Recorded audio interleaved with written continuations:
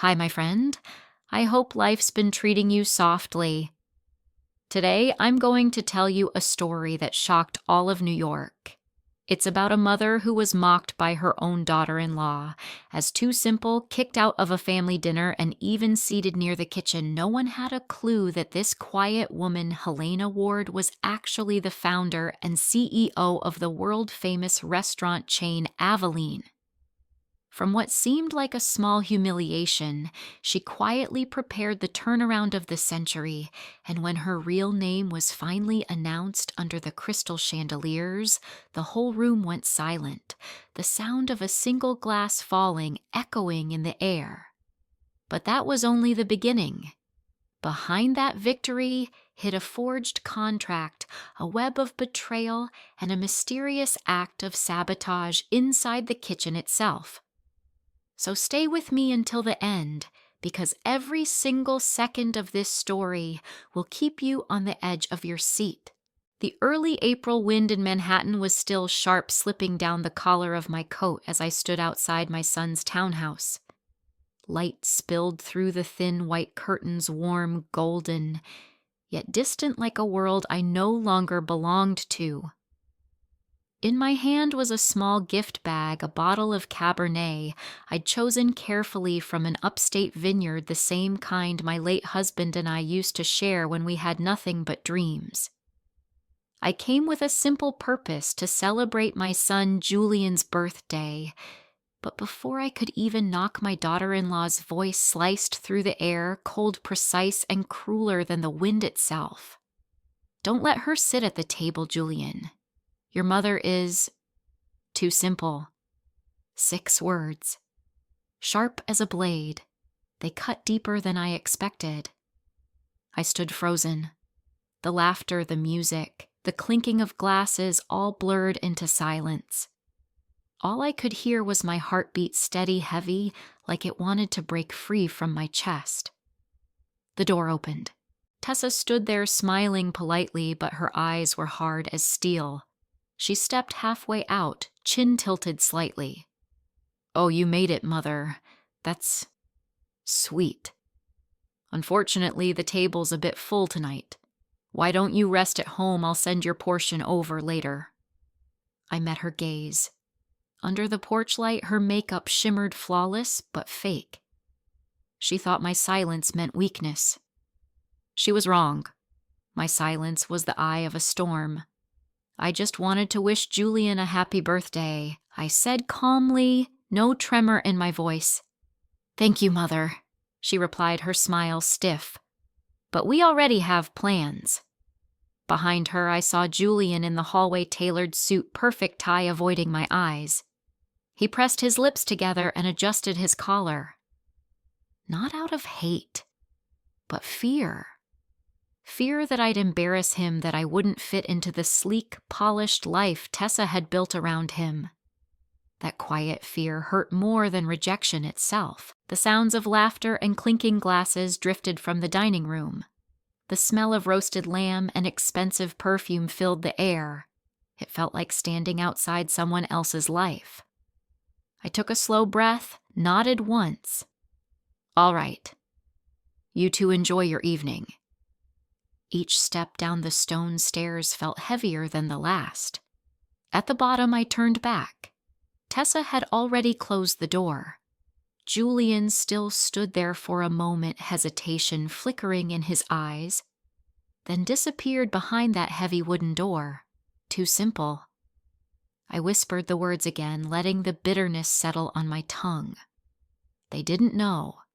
They had no idea that the woman they dismissed had once laid the first brick for the Aveline restaurant chain, where every Friday night tables were booked weeks in advance. They didn't know that I held contracts, food supply deals, and brand rights admired by every restaurateur in the city. They didn't know because I'd chosen to stay hidden. A quiet shadow behind the kitchen so my son could live without the weight of his mother's success. As I walked through the city noise taxis, horns' voices blending into a blur, memories returned. Victor, my late husband, used to say, "Just focus on the kitchen, Helena." Women shouldn't dream of business. And I listened. For years I obeyed until I disappeared into a life that wasn't mine. But that night when Tessa shut that door, I knew one thing: I had been silent long enough. Back in my small Brooklyn apartment, the warm light fell across an old photograph, me and Victor covered in flour, smiling in front of our first tiny restaurant. I opened the drawer, pulled out a worn brown folder. Inside were company papers, floor plans, contracts, each stamped with the name Helena E. Ward, founder and CEO, Aveline Holdings. My fingers brushed over the letters. My heartbeat slowed, not from sadness, but from resolve. Tessa's too simple wouldn't be an insult anymore. It would be the spark. I picked up the phone and dialed Mara Lynn, my old business partner, the woman who'd built Aveline with me from scratch. "Mara," I said, "we need to meet tomorrow. There's something we have to do." Her voice was steady, warm. "So you're finally ready, Helena?" I smiled. Ready. I've been waiting for this moment for 10 years. I hung up and poured myself a glass of wine, not to drown pain, but to mark a beginning. The humiliation of that dinner was gone. In its place burned a cold, steady fire. I knew that once I stood up again under my real name, Tessa's glittering world would crumble. And Julian. Sooner or later, he'd have to face the truth. The simple mother he was ashamed of had built the empire his wife pretended to understand. I looked out the window, Manhattan glittering under the night sky, dazzling but hollow. Somewhere among those towers, the name Helena Ward would rise again, not as a forgotten mother, but as a woman who made the impossible happen. That night I barely slept, not from pain, but from anticipation. In my dreams, I saw our first restaurant again, the smell of garlic and rosemary, the sound of laughter, the crooked but glowing sign Aveline. Too simple, I chuckled softly in the dark. No, Tessa. You just never looked deep enough to see how complex I really am. And if you've ever been underestimated, pushed aside by someone who thought you didn't belong, remember this: silence isn't weakness. Sometimes it's just the step you take before a comeback that leaves the whole world speechless. If you've ever felt that same sting, if you've ever been called too simple, hit like and comment one below, because your story, just like mine, isn't over yet. The next morning, sunlight filtered through the thin curtains of my small apartment. I woke before dawn, brewed a cup of mint tea, inhaled deeply, and opened my laptop. The screen lit up, reflecting the face of a 68-year-old woman whose eyes no longer knew surrender.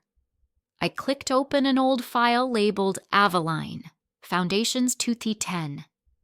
The words glowed on the screen like a whisper from the past. Don't forget where you started. The phone rang, a video call.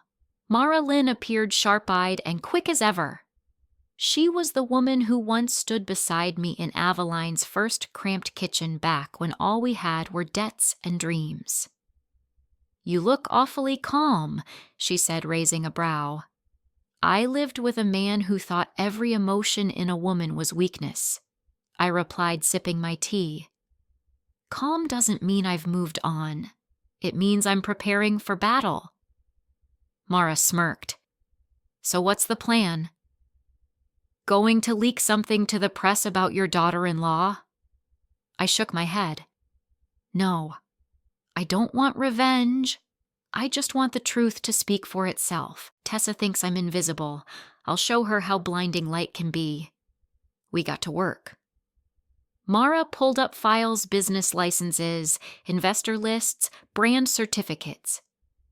"You've built an empire," she said softly, "and no one in your family knows. Once you go public, Tessa won't just lose face. She'll lose control." "She never had control," I answered. "People only let her think she did." Just then, Ivy Tran, my young assistant, stepped into the apartment with her laptop and a thick folder. I've compiled everything Mrs. Ward financial reports, expansion contracts, profit statements. And there's something you should see. She slid an iPad toward me. On the screen was a forwarded leaked email sent from Tessa to the manager of the restaurant where she'd hosted Julian's birthday dinner. Please seat Helena near the kitchen. Don't let her mingle with guests.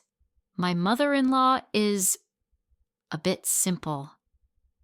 The words glittered on the white screen, sharp, merciless. I read them slowly, then nodded once. Thank you, Ivy. Now I don't have to wonder anymore. The girl hesitated. What are you going to do, ma'am? Nothing. Yet, I said quietly, when the truth arrives, I want it to be too bright for anyone to look away. Mara tapped her fingers on the table, eyes gleaming. You want light? Then we'll turn on every lamp. I'll send invitations to every major newspaper and TV network for the Kingsley Capitol Gala, but I'll only confirm the founder's identity once they arrive. No one will see it coming. I stared at her. Mara, that's insane. She grinned. No, Helena. It's inspired. I just learned from the best. That afternoon, I visited Aveline Midtown, the flagship location, where every table was booked weeks in advance. Luca Romero, the head chef, and one of my oldest friends was giving orders by the stoves. When he saw me, he pulled off his gloves, wiped his hands on his apron, and came over. I heard they kicked you out of the dinner last night. News travels fast, I murmured. He smiled faintly, then his tone hardened. They forget who taught me everything. If it weren't for you, Aveline wouldn't exist. If you want me to tell them that, I will. I touched his shoulder gently. Not yet, Luca. But when the time comes, you'll be the one to speak first. He nodded. Just say the word. As I walked through the kitchen, knives chopping butter, sizzling rosemary, perfuming the air, memories rushed back. The first night Aveline opened its doors, just me, Mara, and Luca. 3 people, 1 dream, a kitchen the size of a closet. No one believed that a tiny restaurant in Brooklyn could one day become a culinary name known across Manhattan, but I made it happen. Outside, the sky had turned gray. Raindrops tapped softly against the glass. I reviewed everything in my mind, the Kingsley Gala schedule, the guest list, and Mara's confidential plan to reveal my identity as CEO. That night would be the turning point when Tessa's illusion finally shattered, and she would have no choice but to see me for who I really was. I left the restaurant around 8. The city was aglow. Passing by the art gallery where the gala would be held, I saw workers hanging silver banners and crystal lights. My heart skipped when I noticed the sponsor list Aveline Catering printed neatly among the top donors. Tessa had used my company's name to elevate her event. She thought I'd never find out, but I had. And this time, I wouldn't stay quiet. The next morning, I met with Alan Pierce, my attorney, and signed a full authorization for him to investigate any forged or unauthorized contracts. If needed, file a legal notice, I told him. I'm not seeking confrontation, but I won't let anyone trample my work. Alan nodded. Mrs. Ward, I've practiced corporate law for over 20 years. I've rarely seen anyone so calm before a storm. Are you sure you want to handle this quietly? I don't want a scandal. I smiled. I want elegance, the kind of truth that shines brighter than gossip. That evening, I sat by the window watching the river of headlights flow down the avenue. I thought of Julian, my little boy, who once asked why the sky was blue. I didn't blame him. He grew up in a world where people measure worth by titles and appearances, forgetting that strength often hides beneath silence. I whispered softly, as if speaking to the night, "You'll understand one day, Julian. I was never simple. I just knew when to stay quiet." Later, I opened my closet and took out a black dress, the same one I'd worn at Aveline's first grand opening. I hung it near the door, a silent promise to myself.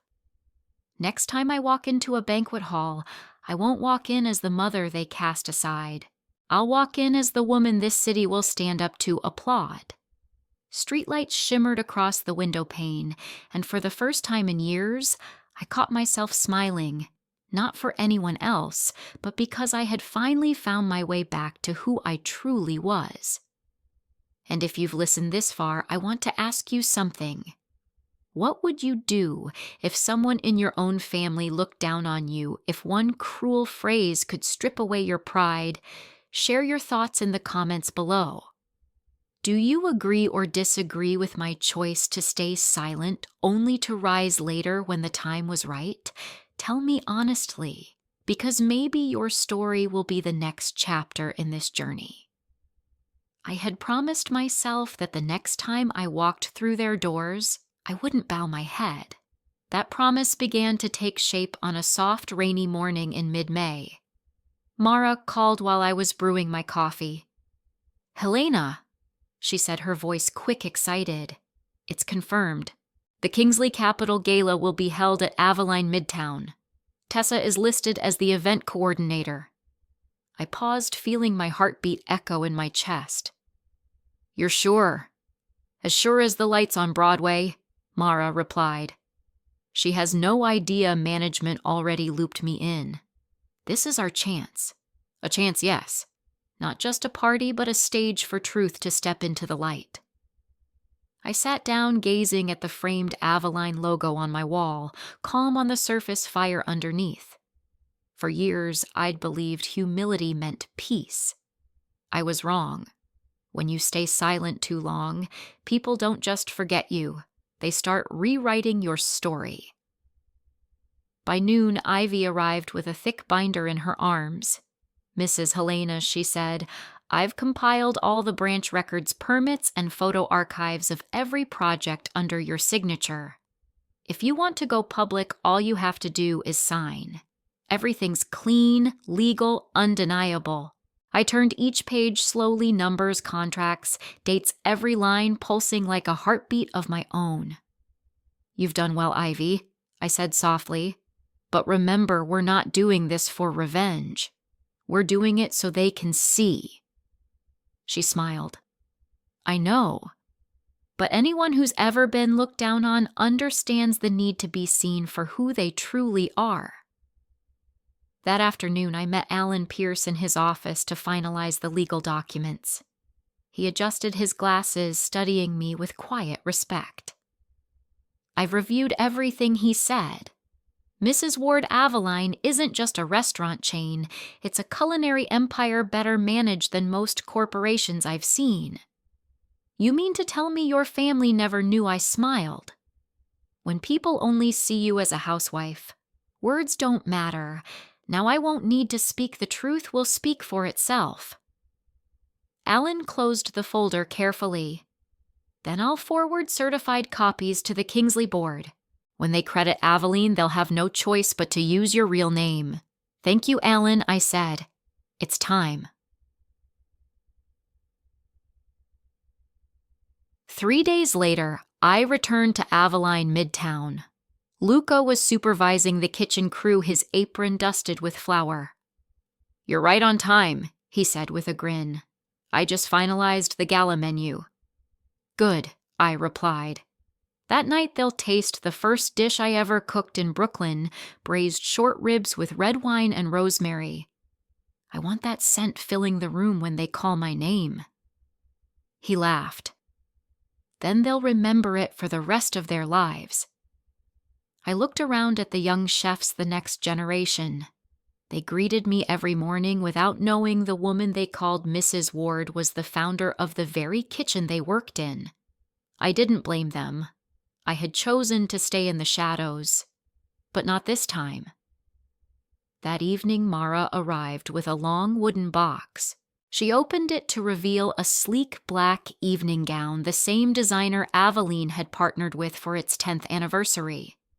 "This," she said, "is your armor." When the lights hit you, I want them to see the woman they once dismissed shining brighter than ever. I ran my fingers along the fabric, smiling. Mara, you've always known me better than I know myself. Gala night arrived clear and cool. I entered early with Alan and Ivy. The hall glowed with golden light and crystal reflections. No one noticed me. They were too busy posing for photos and trading hollow compliments. Then I saw Tessa glittering in a silver gown center of attention. Beside her, Julian adjusted his tie, looking weary. They stood before Kingsley's executives beaming as Tessa announced tonight's event is proudly sponsored by Aveline Restaurants, a trusted partner. I heard every word. I moved slowly through the crowd, calm, composed. A few people nodded politely, noticing the Aveline Holdings executive guest badge on my invitation. I smiled, continued forward. Mara sat at the front, eyes bright with anticipation. Luca waited backstage ready with the signature dish. Alan checked the speech schedule near the podium. Everything was in motion. The lights dimmed. Music faded. The host stepped up with a microphone. Ladies and gentlemen, he began. Before we begin dinner, we'd like to honor our principal sponsor, the world-renowned Aveline Group. Tonight, we are privileged to welcome its founder and CEO, Mrs. Helena Ward. Silence. Absolute heavy silence. A glass clinked against the floor. Murmurs rippled, then died. Every head turned toward me. Tessa froze mid-smile, her face like porcelain cracking. Julian's lips parted, but no words came out. I walked forward, steady, unhurried. My heels struck the marble like drum beats. When the spotlight found me, I lifted my chin and smiled. No explanations, no proof. The truth stood tall on its own. Mara clapped first. Then Luca appeared from the kitchen, removing his apron, voice ringing out, "Yes, this is our founder, the woman who built Aveline with her hands and her heart." Applause erupted, a rolling wave that filled the hall. Tessa trembled, forcing a smile, eyes darting anywhere but mine. Julian lowered his head, his fists tightening at his sides. I didn't need a microphone. I simply said, "Silence doesn't mean weakness. It's the time we give the fire inside us so that when it burns, nothing can put it out." The room thundered with applause. Crystal lights shimmered, reflecting in my eyes like tears I refused to let fall.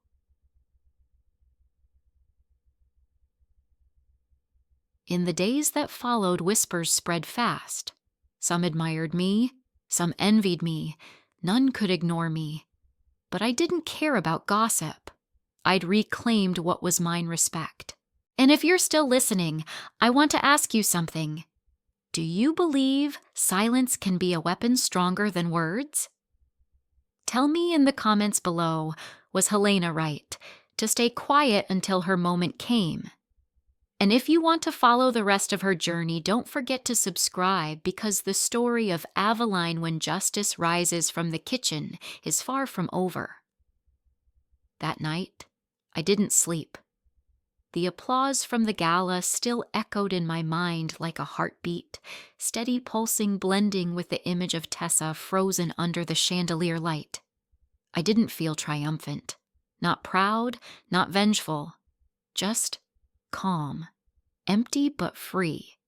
A quiet peace that comes only when you finally stop bowing to anyone. By morning, my phone wouldn't stop buzzing. Messages poured in from Mara, from Luca, from Aveline's young chefs. "Mrs. Helena, you're in the morning papers." I unlocked my phone. The headline on the New York Gazette flashed across the screen, from simple mother to powerhouse CEO Helena Ward, the woman forcing Manhattan to redefine success. Below it was my photo, black dress, soft smile, eyes caught between grace and challenge. The article spread like wildfire. Within hours, Helena Ward was trending across every culinary and business platform. But while congratulations filled my inbox, another kind of storm was brewing somewhere else. Tessa. Mara sent me an audio clip recorded by a staff member backstage after the gala. Tessa's voice trembled with fury. She humiliated me in front of everyone. I won't let her get away with it. I'll make Aveline pay. I listened quietly, then sighed. She still didn't understand I hadn't done anything to her. I'd simply stood up. But for people who live by deceit, truth itself feels like an attack. By noon, Alan Pierce arrived at my Midtown office carrying a thick folder.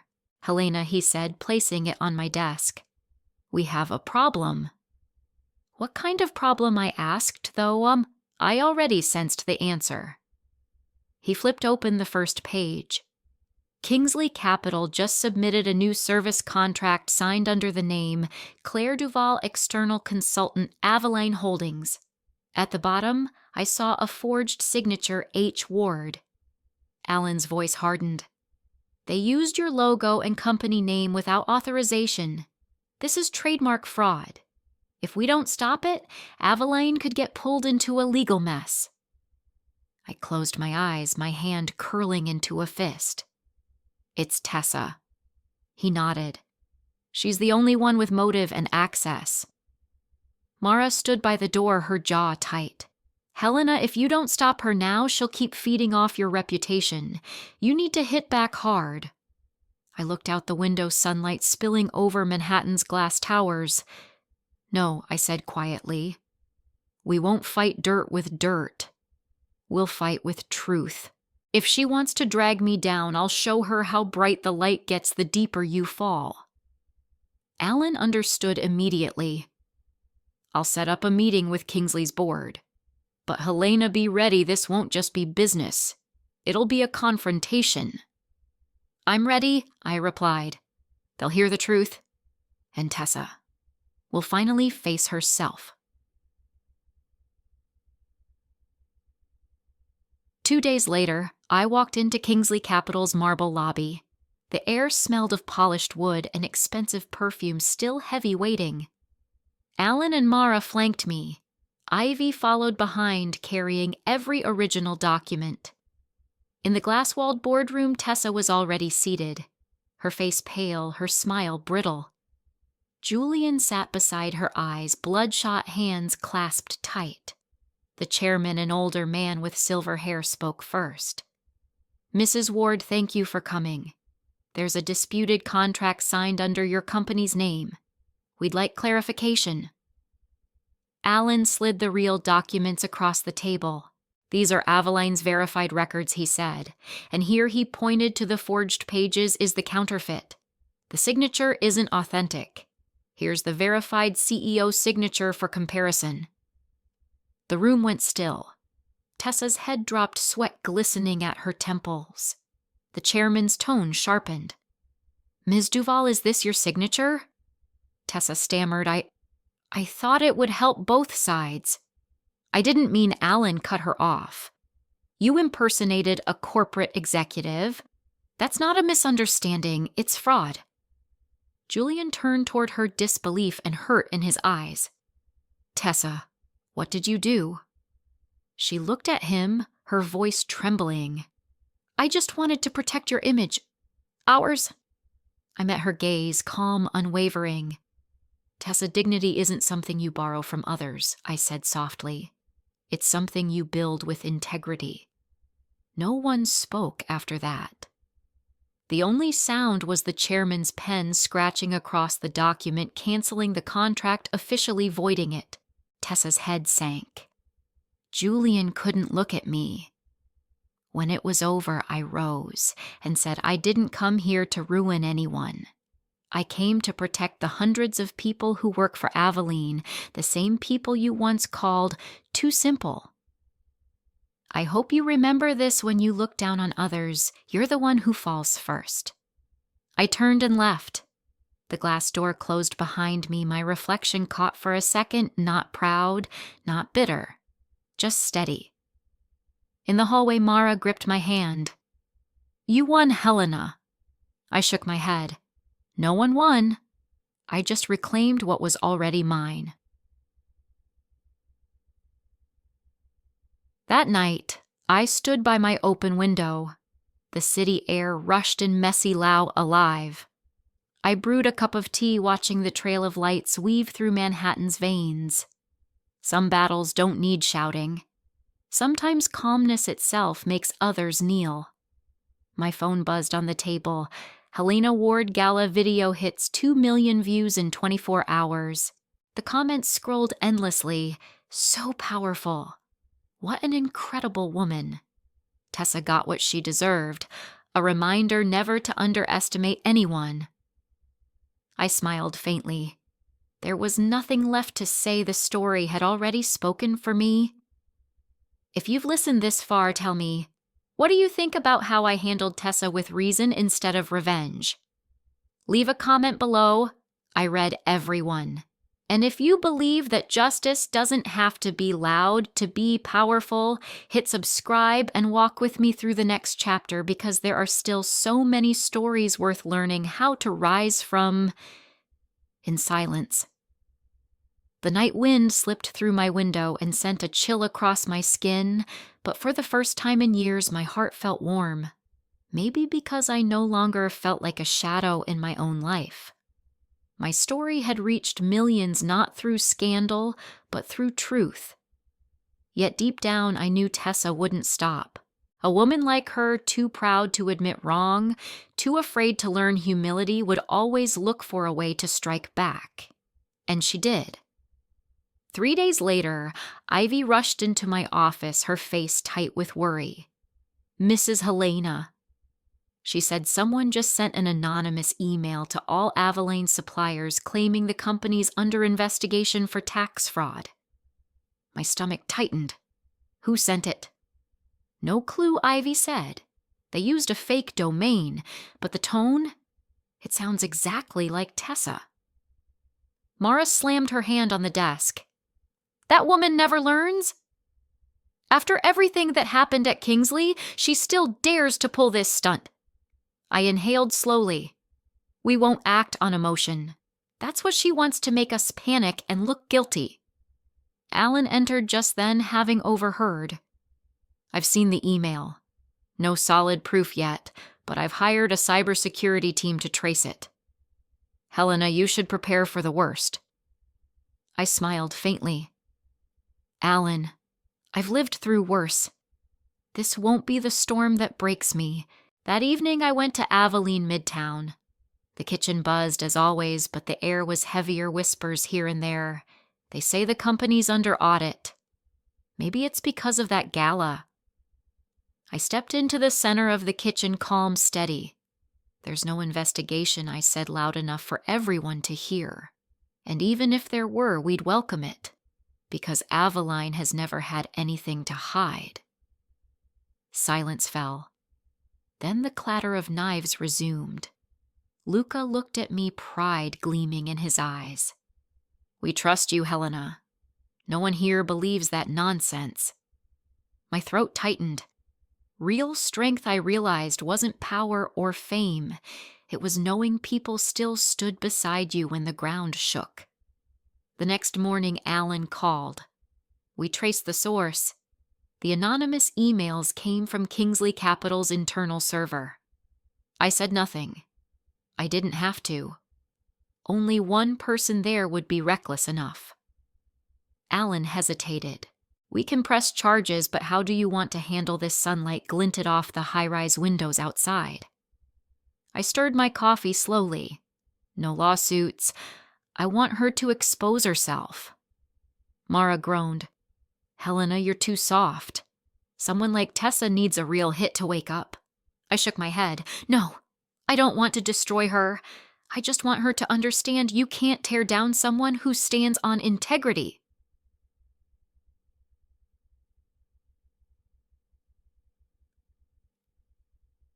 Weeks passed. The rumors lost their grip. Without proof, they dissolved like smoke. And in their place, the press began running headlines praising Avalane as a model of honesty and ethical business. In one interview, I said simply, What I'm most proud of isn't success. It's that we refuse to let bitterness define our story. That evening in the main kitchen, Luca approached quietly. "Helena," he said, "you know, sometimes your kindness scares people more than punishment ever could." I smiled. Maybe, because compassion forces them to look at themselves. What I didn't know was that across the city, Tessa sat alone in her luxury apartment, a glass of wine trembling in her hand. She scrolled through article after article praising me, eyes red, mascara smudged. "It can't be," she whispered. "She can't still come out on top." Julian stepped from the study, weary. "You're still on this, Tessa. Everyone knows it was you who sent those fake emails. You've embarrassed yourself enough." Her voice cracked. "You're taking her side now. She's ruining my life." Julian's words were quiet but firm. "No, Tessa. She hasn't done anything." The truth did. She hurled her glass at the wall. The sound of shattering crystal filled the room, sharp and final. A few days later, Kingsley Capital issued a public statement: Tessa Duval has been suspended pending internal investigation. The news spread faster than wildfire. Online comments exploded. Karma came quick. She dug her own grave. Helena didn't even lift a finger. Justice spoke for itself. I read them all silently. But instead of satisfaction, I felt only hope that maybe somewhere beneath the noise, Tessa would finally understand. That evening, Julian called. His voice was low, tired. "Mom, I'm sorry. Things got out of control. I don't even know whose side to be on anymore." "You don't have to choose sides," I said gently. "Just stand on the side of what's right." He hesitated. "I thought you were angry with me." "I'm not angry," I said softly. "Just sad it took you so long to see I was never as simple as they said." There was a pause. Then he whispered, "Mom, I want to do something with you. Something good. I'm tired of living in everyone else's shadow, Dad's, Tessa's, even yours." I smiled, warmth blooming in my chest.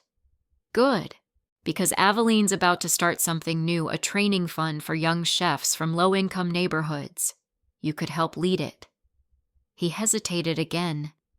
"You'd really want me to. I want you to choose Julian. But if you do this, you'll finally find yourself."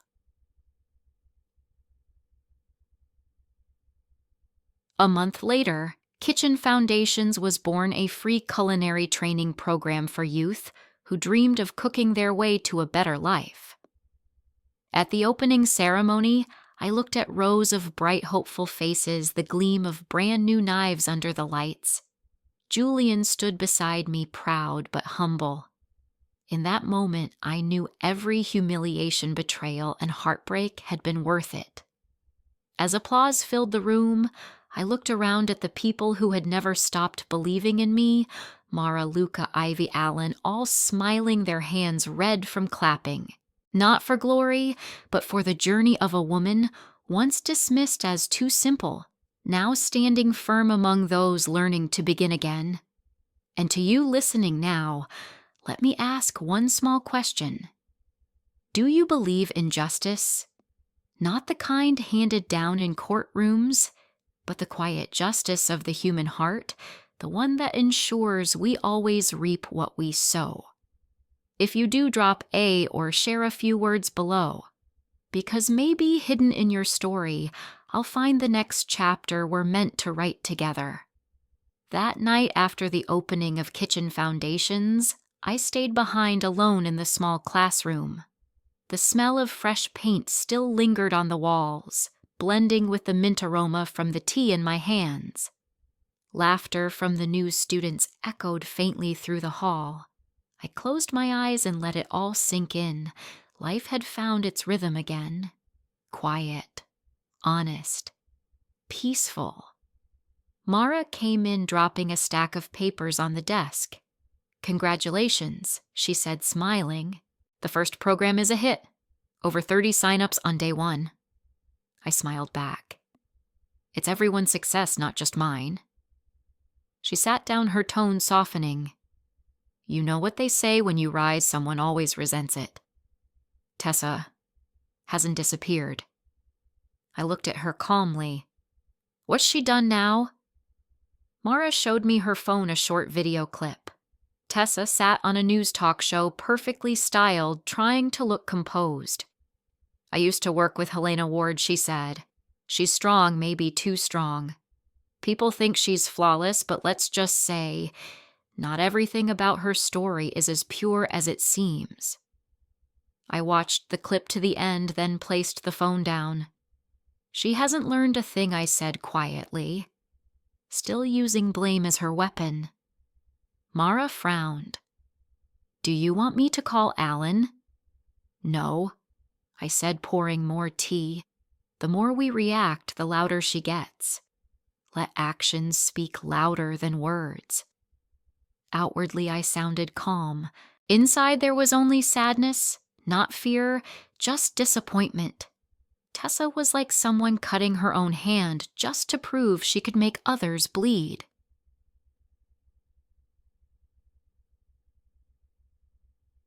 2 days later, I met with Alan at the Midtown office. He stood before a whiteboard filled with numbers and charts. "Helena," he began, "we're preparing to expand Aveline to Chicago, but there's a complication." I raised a brow. "Tessa again." He nodded. "Yes." She filed a formal complaint with the Food Safety Bureau, claimed Aveline uses unverified ingredients. It's baseless, but they're required to investigate. I exhaled slowly. "She's trying to drag us down." Alan smiled faintly. "But you're forgetting something. Our record is spotless. If they investigate and we pass without a single violation, it'll only make you stronger. This could actually become your advantage."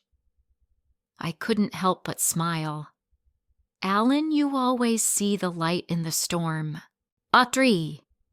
A week later, the inspectors arrived, 15 of them in matching blue uniforms. They entered Aveline Midtown's kitchen with clipboards and cameras in hand. I was there to greet them myself. No panic, no hiding. Luca tied on a fresh apron and smiled. "Check everything. We're proud of every ingredient we use." We walked together through the entire facility, cold storage, prep stations, packaging area. Every shelf labeled, every spice jar tagged with a QR code tracing it to the supplier. Ivy stood beside me, scanning each code, reciting the origins like a story of accountability and care. When it was done, the lead inspector, a woman with silver hair and kind eyes, turned to me. "Mrs. Ward," she said, "in 20 years of inspections, I've rarely seen a kitchen this immaculate. Not just compliant, exemplary. You have nothing to worry about." I smiled, feeling a quiet pride rise within me. No explanations, no arguments, just truth shining quietly on its own. As the team left, Luca said softly, "See no need to fight. The lies fall apart by themselves." I nodded, because truth doesn't need to shout. But Tessa wasn't done. That night, a text came to my phone, just one sentence. "If you think you've won, you're wrong. I still have one last card." I stared at the message, my pulse steady. No fear, just pity. People can lose to others, but the real tragedy is losing to themselves. The next morning, Julian came by the office. He looked exhausted, dark circles under his eyes. "Mom," he said softly, "I think Tessa's close to doing something reckless. Kingsley's frozen her accounts, her friends have turned away. I don't know if I should help her." I felt my chest tighten. "Help her, Julian. Not because she deserves it, but because you deserve peace. Don't let someone else's bitterness stain your heart." He blinked back, tears. I don't understand how you can still forgive her. I rested a hand on his shoulder. Because I was her once. I let pride lead me thinking I was strong when I was only hurting others. But I learned the real victor is the one who keeps a peaceful heart. Julian nodded, squeezing my hand. I'll talk to her. Even if she won't listen, at least I'll try. A week later, headlines filled the morning papers. Aveline scores perfect marks in citywide food safety audit. Mara burst into my office, laughing, tears in her eyes. See, Helena Tessa dug her own grave. The whole city's praising you now, I smiled gently. We don't need anyone to fall. As long as people learn something, that's enough.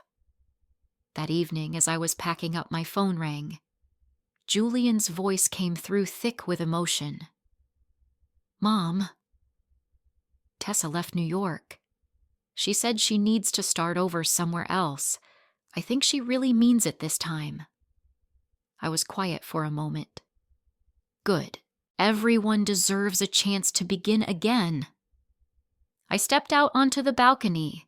The lights of Manhattan sparkled below a river of gold against the night sky. The breeze brushed my face, cool and soft, and for the first time I felt completely free. This wasn't victory. It was release for me, for Julian, and even for Tessa. And if you're still listening now, maybe you've felt something similar. That moment when justice doesn't come from noise or anger, but from standing tall in quiet truth. If you believe that kindness can be stronger than revenge, leave a comment, just one line, to let me know this story touched your heart. Because sometimes a single kind word can be the small light that helps someone else find their way out of the dark. I stood for a long while on the balcony, the night air carrying the salt of the city and the faint smell of bread from the little bakery below. Something inside me had finally closed, not like slamming a door, but like gently drawing a curtain open to let the light in. But just when I thought the storms were behind me, fate, as always, tossed in one final test.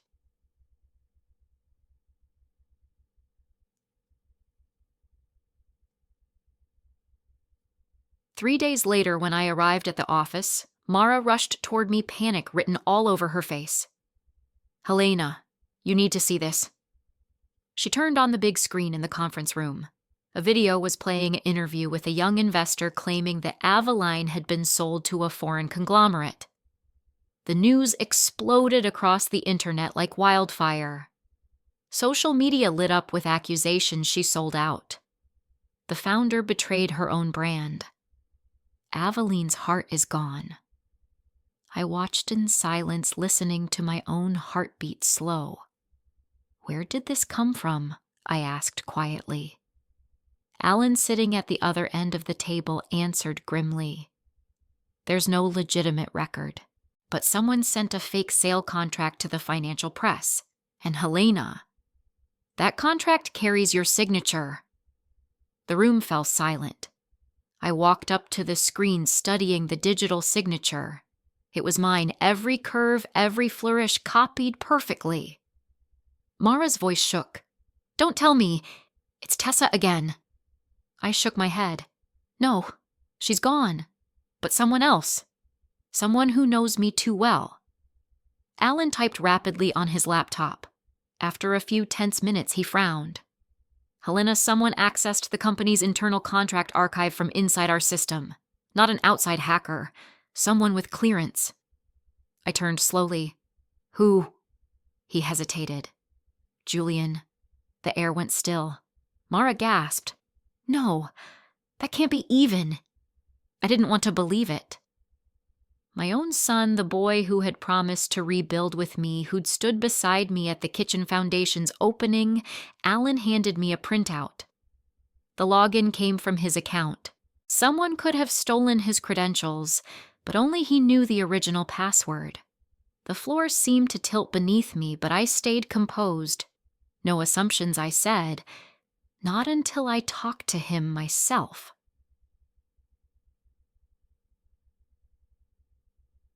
That afternoon, Julian came to the office. He looked uneasy but met my gaze. "You know why I called you," I began softly. "Do you want to explain?" He nodded, exhaling. "Yes, it was me. But I didn't mean to hurt you. I just trusted the wrong people." I said nothing, waiting.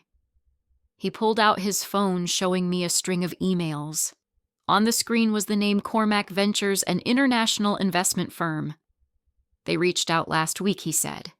"Said they wanted to partner with Avaline and needed my authorization since you were busy. I signed the digital form they sent just to speed things up.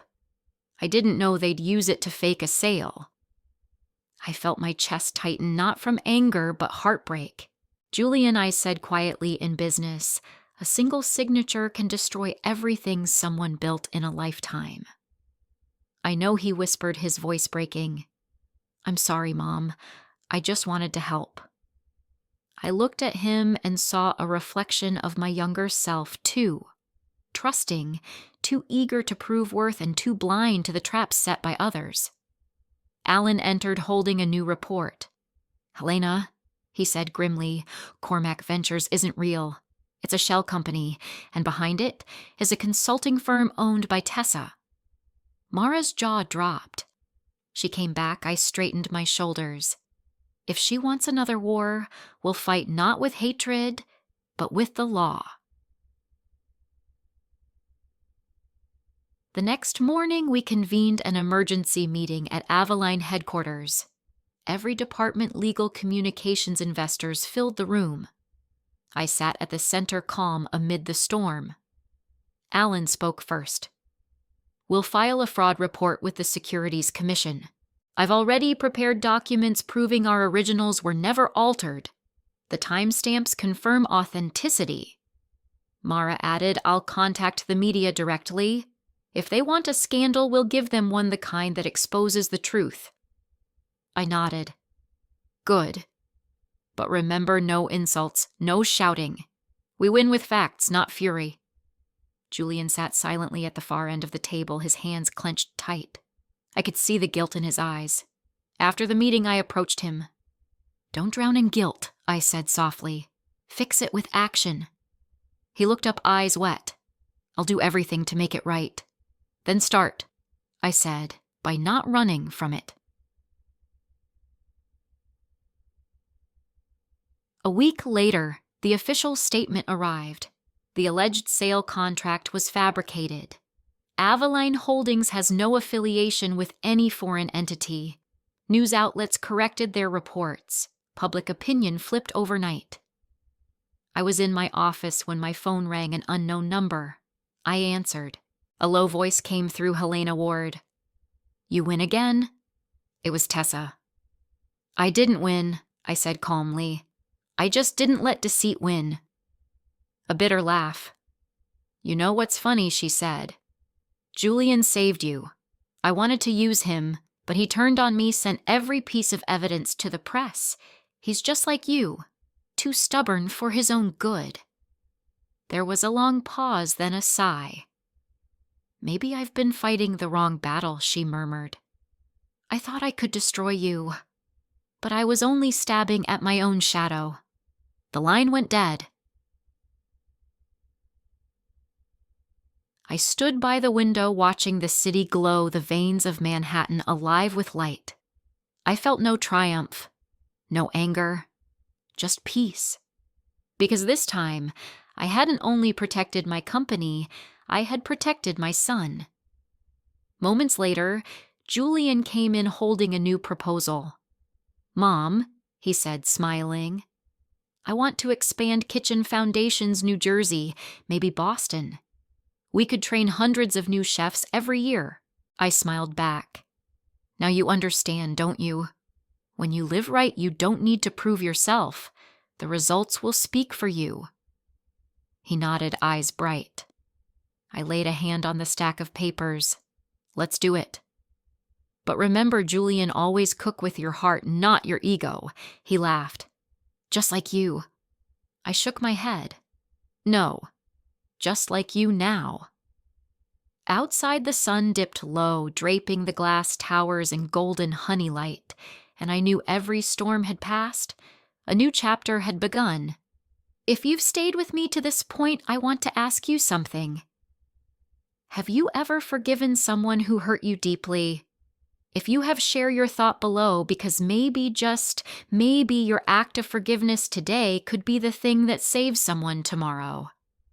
I stood watching the sunset slide slowly down the glass towers, the light rippling like water. In that moment, I saw Julian differently, no longer the hesitant boy living in someone else's shadow, but a man who finally understood his own worth. Yet life rarely lets us rest for long. I'd learned that from too many old wounds, and once again I was proven right. 2 weeks later, as Kitchen Foundations began its second round of enrollment, an unfamiliar email appeared in my inbox. Its subject line was cold and simple. If you don't want to lose everything, meet me.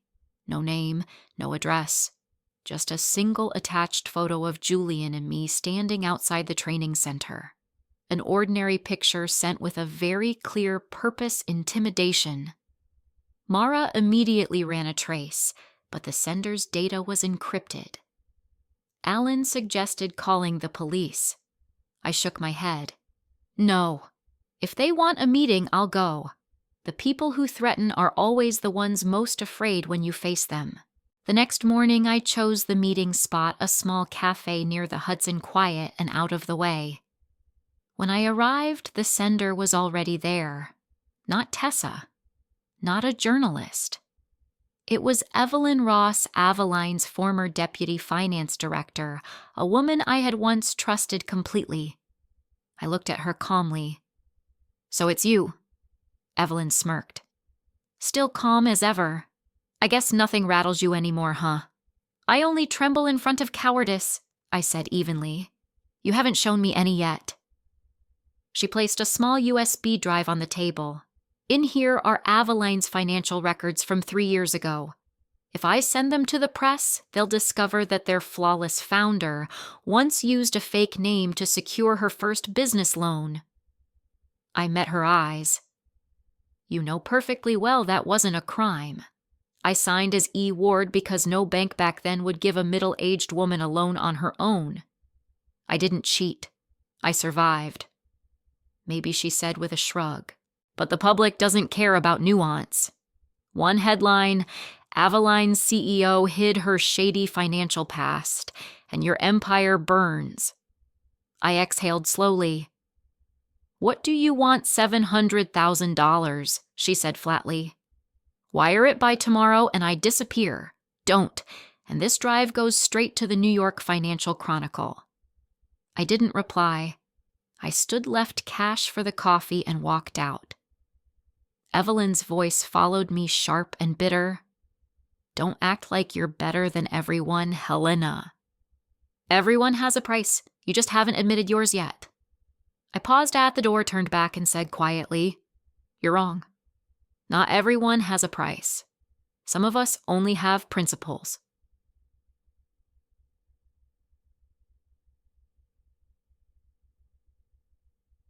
That night I told Alan and Mara everything. Both were furious. That's extortion, Alan snapped. I can get the cybercrime unit on it. No, I said. We won't retaliate. We'll go public before she twists the story. Let the truth get there first. The next morning, I sent an email to Aveline's senior staff. I, Helena Ward, opened my first restaurant under the name E. Ward in 2010 after being denied credit as an independent woman. I regret nothing. Without that decision, Aveline wouldn't exist today. The message spread faster than her threat ever could. Employees shared it. The press picked it up. And instead of backlash, thousands of supportive comments poured in. A woman brave enough to fight inequality deserves respect. If society were fairer, she wouldn't have needed a fake name. This isn't shame, it's strength. Evelyn vanished soon after. She never released the files, never collected a dime. Rumor said she left the city. Meanwhile, Aveline's reputation only grew stronger. Julian looked at me with both admiration and concern. Weren't you afraid Mom one wrong move and you could have lost everything? I smiled, pouring another cup of coffee. My dear, if your life is built on fear, you've already lost. The truth isn't a burden, only lies way heavy. He sighed. Maybe I'm still not as brave as you. I touched his shoulder gently. You don't need to be like me. You just need to be honest. That afternoon, we visited Kitchen Foundation's new training kitchen. Students were learning ingredient management. The room was filled with clattering knives, laughter, and the sizzle of oil. A young girl approached, flour still on her hands. Mrs. Helena, she said shyly, thank you. Without your program, I'd never have the chance to learn. I used to wait tables in the Bronx. No one thought I could do more. I smiled. No one is born knowing the kitchen. But if you dare to step in, the kitchen will open its arms to you. The girl smiled, tears shining in her eyes. I turned to Julian. This, I said softly, is the real reward. He nodded, eyes bright. That night when everyone had gone, I stayed behind. I washed my hands under the faucet, tracing the fading calluses on my palms. The door opened softly. Mara stepped in holding an envelope. This came for you, she said. No return address. Inside was a single note handwritten. I'm sorry for losing my conscience. I hope you find peace. No signature, but I didn't need one. Evelyn. I folded the note, set it on the wooden shelf. No need for contact, no need for verbal forgiveness. True remorse doesn't have to be heard. It only needs to be seen. I poured myself a cup of ginger tea, watching the steam swirl upward under the soft kitchen light. Outside the window, the city shimmered, still noisy, still alive, yet for me the night had never felt quieter. If you've listened this far, take a moment. Is there someone who's hurt you? Someone you still haven't forgiven? Maybe you don't need to say, I forgive you. Maybe just letting go is enough to make you lighter. Share your thoughts below, because sometimes one honest word from you might give someone else the courage to finally let go of their past, too. I sat for a long time in the quiet kitchen. The tea in my cup had gone cold, but I couldn't bring myself to set it down. Outside the city still glowed, but inside me every sound seemed to fade, leaving only the faint warmth of all that had been. Everything felt complete. Tessa was gone. Evelyn had left the company, was steady, and Kitchen Foundations was growing stronger each day. But sometimes life sends you one more chapter, not to test you, but to teach you how to listen.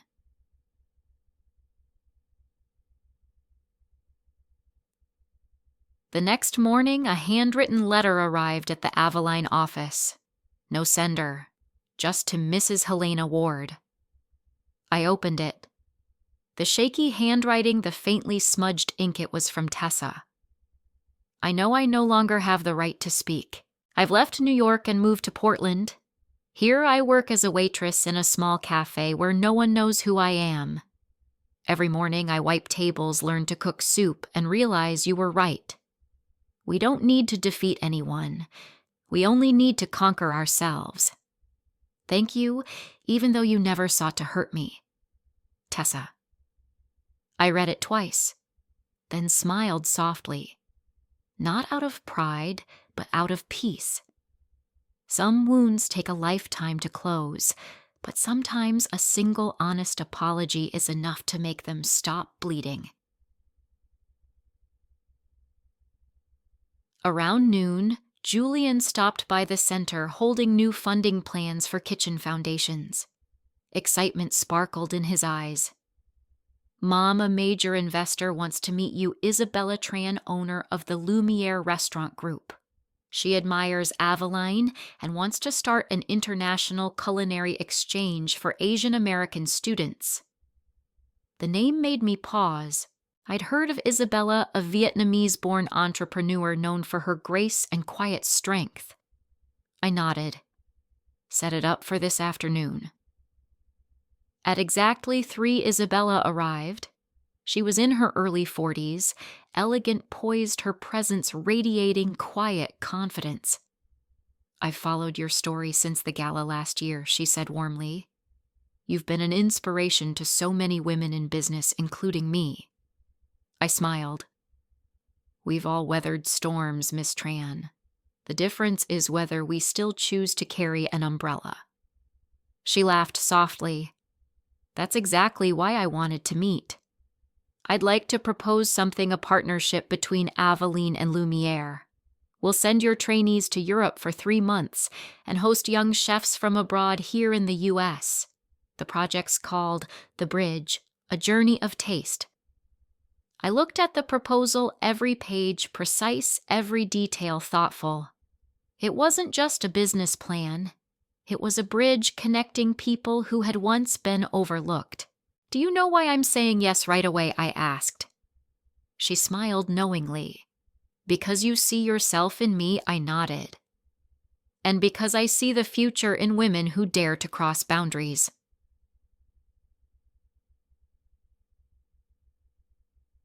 When the bridge launched, the media returned, but this time not for scandal. They came to tell the story from a mother once mocked as too simple to a woman building an international culinary network. Julian became the project director. I stayed behind watching, letting him lead, negotiate, and speak on his own. Whenever he turned to ask my opinion, I simply said, "Do what feels right. Don't do it to please me. Do it to believe in yourself." One afternoon after a press conference, he came to me and said softly, "Mom, I think it's time for you to rest. You've gone far enough." I smiled. Rest. As long as someone still needs me, I'll keep going. But maybe it's time I let you go farther than I ever did.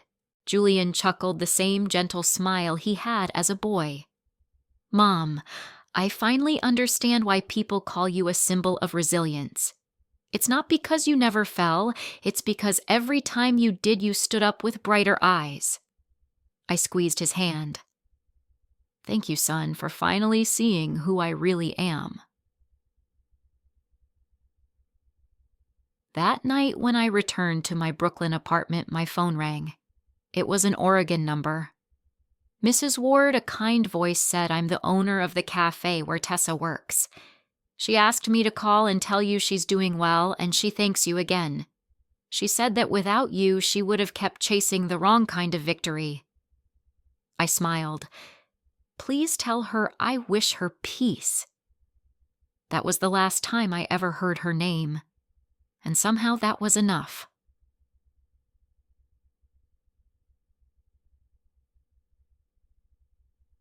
On the opening day of the bridge, I stood on stage before hundreds of students.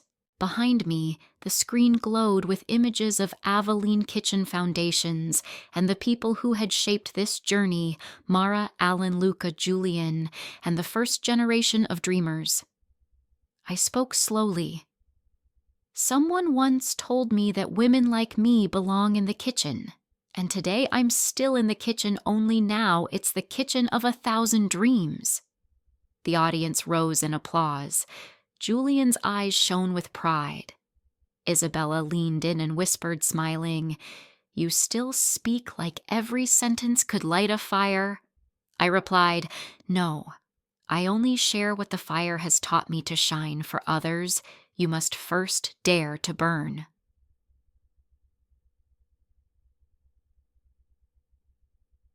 When the crowd was gone, I stayed alone on stage. I looked at the empty chairs, thinking of all the nights of humiliation, the courtrooms, the betrayals, and the unwavering few who stood beside me. I felt no bitterness, only gratitude, because without them there would be no me. The stage lights dimmed, leaving one soft glow on the Aveline logo. I looked at it and whispered, "We've come a long way." And if you're listening now, I want to ask you something simple. Do you still remember your very first dream? Don't let anyone tell you that you're too simple to reach it, because sometimes simplicity is the very strength that makes the world stop and listen. Comment your dream below, so I'll know that your journey too begins right here. I stood alone in the empty hall, the faint light reflecting off the Aveline, the bridge logo. Footsteps echoed softly behind me. It was Julian holding 2 cups of hot coffee. He walked up, setting one on the podium in front of me. "I figured you wouldn't leave yet, so I came back," he said with a playful smile. I smiled back, taking the cup. "I just wanted to sit here a little longer. Every time a chapter ends, I feel like I'm standing between 2 worlds, one that's just closed and one that's waiting to begin." Julian sat in the front row, looking quietly around the wide, empty hall. "Mom, I just got an invitation to speak at the International Culinary Summit in Paris. They want Aveline and Kitchen Foundations to be presented as a global model, but I think you should be the one on that stage." I shook my head, smiling softly. "No, this one's yours. I've had my time under the lights. Now it's your turn to tell this story, not with my words, but in your own way." He hesitated. "Aren't you afraid, Mom, to hand over everything you've built?" I took a sip of coffee, my voice calm and steady. "I'm not afraid of losing it, only afraid you won't dare to keep it. Success isn't holding on forever. It's trusting someone else to make it even better." Julian was silent for a moment, then nodded. "I understand."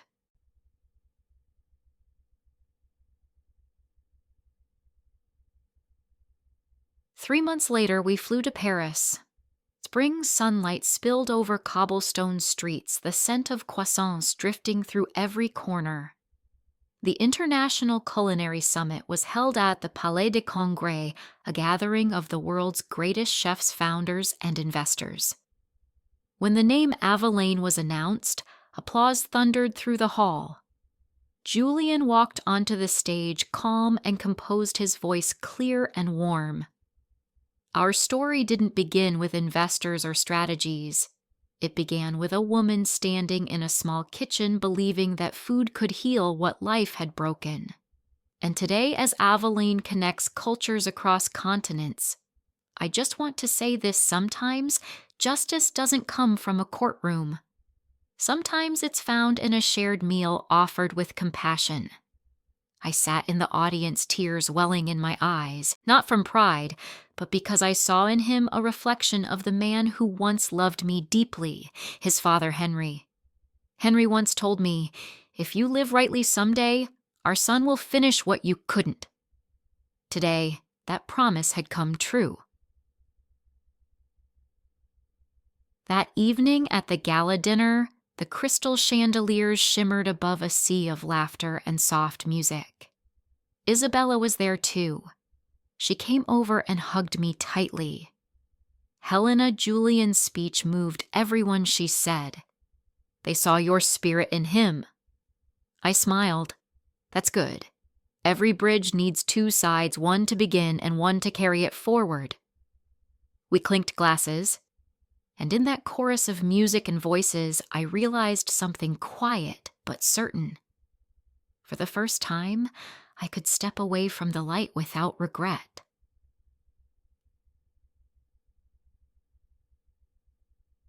When we returned to New York, I decided to step down as CEO of Aveline. At my final board meeting, I said, "My friends, I've walked with Aveline for over 20 years. We've been underestimated, dismissed, even laughed at. But today we stand as proof that perseverance and kindness can still prevail. I'm passing the role of CEO to Julian Ward, a man who not only understands Aveline, but carries its heart." The entire room rose in applause. Luca wiped his eyes. Mara smiled through tears. "You're not disappearing, are you?" she asked. I laughed. "No, I'm just changing my role from leader to teacher, standing quietly behind the next generation." In the months that followed, I spent more time at kitchen foundations. I taught students how to taste fish sauce, how to bake with patience, and most importantly, how to listen to others through the food they make. One afternoon, Ivy brought me a letter from Oregon. It was from Tessa again. "Helena, I've opened a small cafe called Second Chance Diner. It's not fancy, but every day I cook and smile again. Thank you for not seeking revenge. If you had, I would never have had the chance to start over. I hope someday you'll visit and try the soup I learned from a chef who once worked at Aveline. She said cooking is for healing, not for proving." I finished the letter and smiled. Once again, justice had arrived, not through punishment, but through redemption. That autumn, I returned to Charleston, the place where Henry and I once lived. The old house still stood, the lavender gardens still bloomed, but this time I entered with peace in my heart. I brought with me a worn notebook filled with recipes, mistakes, tears, and the meals I once made in despair. Sitting on the porch, I wrote the final line. "Today, I finally understand the true strength of a woman isn't in vengeance, but in being able to cook a warm meal for those who once hurt her." A soft breeze stirred, carrying the scent of lavender through the fading light. I closed the notebook and set it on the table. From the yard, Julian called out, "Mom, come quick, the sunset's beautiful tonight." I stepped outside and watched the sun dip over the bay, my heart as light as my first breath of freedom. Everything around me no longer felt like the past, but like continuation, as if the day's last light was leaving behind a gentle warmth for the coming night. And if you're still listening, I want to tell you one thing. Life may take much from you, your home, your dignity, even those you love, but never lose faith that kindness can still triumph over the dark. If you believe that too, leave a small symbol, so I'll know that somewhere out there are still hearts that believe in the beauty of goodness. And so the story of Helena Ward comes to a close, not with anger, nor with tears, but with the gentle light of forgiveness and resilience. From a mother once looked down upon, pushed aside at her own family dinner, called too simple to understand this world, she rose step by step. Not to seek revenge, but to prove that the silence of a kind heart can sometimes echo louder than thunder. Helena walked through betrayal, loneliness, loss, and even defamation. Yet in the end, she chose not rage, but truth, compassion, and courage. She turned pain into power, transforming a humble kitchen into an empire named Aveline, a place that serves not just food, but stories of justice and humanity. Her journey reminds us all, never underestimate a humble heart. Because sometimes simplicity is the very strength that makes even the mighty bow their heads. And to anyone who has ever been underestimated or hurt, keep walking even slowly. Justice may come late, but it always arrives for those who never give up. Thank you for listening to this heartfelt story. If you believe that kindness is still the greatest strength in life, please like, subscribe, and share this video so that together we can spread the light of goodness. See you in the next story, where another brave heart will rise and speak again.